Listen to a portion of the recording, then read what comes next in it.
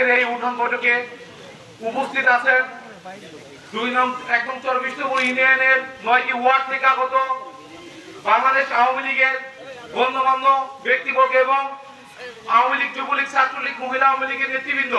সেই সাথে আজকের এই উঠান বৈঠকে উপস্থিত রয়েছেন সদরপুর উপজেলা আওয়ামী লীগের আহ্বায়ক কমিটির আহ্বায়ক এবং যুগ্ম আহ্বায়ক উপস্থিত রয়েছেন আমার রাজনৈতিক অভিভাবক, দক্ষিণবঙ্গের সিংহপুরুষ, জননীতি দেশরত্ন শেখ হাসিনার অত্যন্ত আস্থাভাজন, ফরিদপুর 4 আসনে নৌকার একমাত্র কান্ডারি জননেতা জনাব কাজী জাফরুল্লাহ মহোদয়।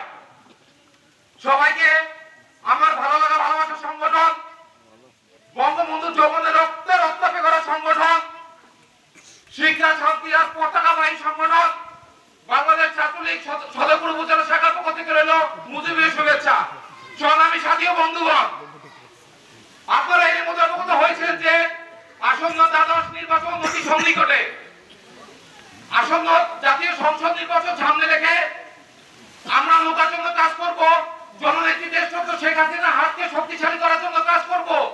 আর একটা বিষয় আমি ক্লিয়ারলি বলতে চাই, বিগত 2টা নির্বাচনে আমরা যে ভুল করেছি, আসন্ন নির্বাচনের জন্য আমরা এই ভুল বারবার না করি।